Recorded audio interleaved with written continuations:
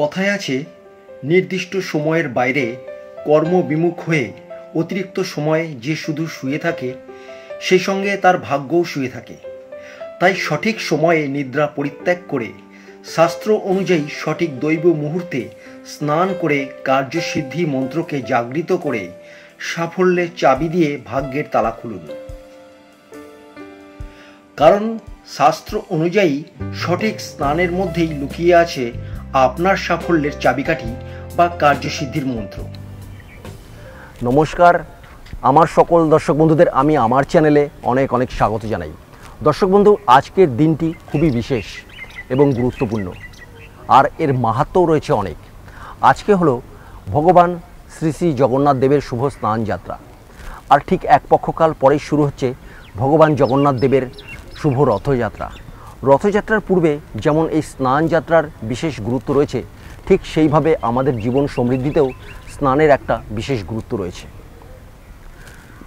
সমৃদ্ধির সঙ্গে পরিচ্ছন্নতার একটা নিবিড় যোগ রয়েছে, আর পরিচ্ছন্নতা থাকার প্রধান শর্তই হলো নিয়মিত স্নান। নিয়মিত স্নান যেমন শরীরকে আনন্দ দেয়, ঠিক সেইভাবে নিয়মিত স্নান আমাদের শরীরকে এনার্জিও প্রদান করে। নিয়মিত স্নান করলে আমাদের শরীরে কোনো রোগ ব্যাধি বাসা বাঁধতে পারে না। আর এই নিয়মিত স্নানের মধ্যেই রয়েছে আপনার জীবনের সাফল্যের চাবিকাঠি এবং কার্যসিদ্ধির মন্ত্র। তবে সেই নিয়মিত স্নানের মধ্যেও রয়েছে সঠিক পদ্ধতিতে স্নান। ভারতীয় আয়ুর্বেদ শাস্ত্রে বিভিন্ন ঋষিমুনিরা স্নানকে বিশেষ গুরুত্ব সহকারে বর্ণনা করেছেন, আর সেইভাবে স্নানকে তিনটি বিশেষ পদ্ধতিতে ভাগ করা হয়েছে। কি সেই বিশেষ পদ্ধতি এবং কখন স্নান করা উচিত, তাহলে চলুন বিস্তারিতভাবে সংক্ষেপে আলোচনা করে নিই।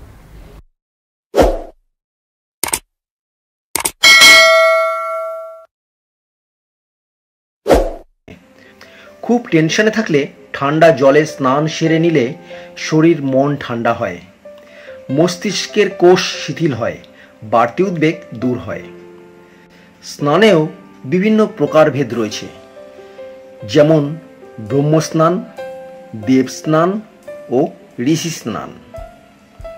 এবার বলবো কোন স্নানে কি কি সমস্যার সমাধান হয়। প্রথমেই বলবো ব্রহ্মস্নান। কি এই ব্রহ্মস্নান? ব্রহ্মস্নান হলো যে স্নান ব্রহ্ম মুহূর্তে করা যায়, আর ব্রহ্ম মুহূর্ত হলো সূর্যোদয়ের আগের এক প্রহর বা 3 ঘন্টা ব্যাপী সময়কে হিন্দু ধর্মে ব্রহ্ম মুহূর্ত বলা হয়। এই সময়ে ইষ্ট দেবতার নাম জপ করতে করতে স্নান করলে তা ব্রহ্ম স্নান হয়। এই সময় জলে সমস্ত দেবতার বাস থাকে, সমস্ত তীর্থযাত্রার পুণ্য লাভ হয়। তাই এই সময় স্নান করলে মানসিক ও শারীরিক দিক থেকে প্রচুর লাভ হয়। স্নানকারী ব্যক্তির সমস্ত পাপ ধুয়ে যায়, ঈশ্বরের বিশেষ কৃপা প্রাপ্ত হয়, জীবনের সমস্ত সংকট দূর হয়। দেব স্নান।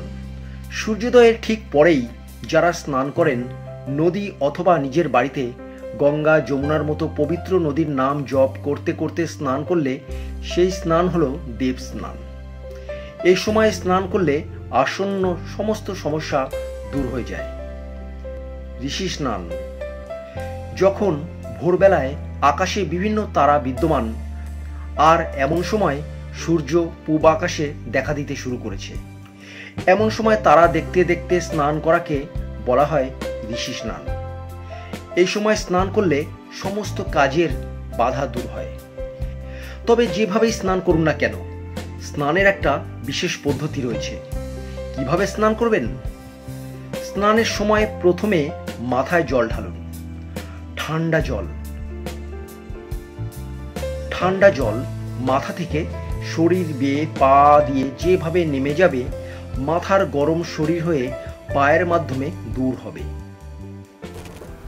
আপনি প্রচণ্ড টেনশনে আছেন, বা কোনো কারণে আপনার ভালোবাসার বিচ্ছেদ হয়ে গেছে চিরতরে, আপনি নিরিবিলিতে থেকে আপনি চোখের জল ফেলছেন, আপনার এক এক সময় মনে হচ্ছে আপনি হয়তো আত্মহত্যা করে নেবেন, কিন্তু এর থেকে মুক্তি পাওয়ার উপায় কি?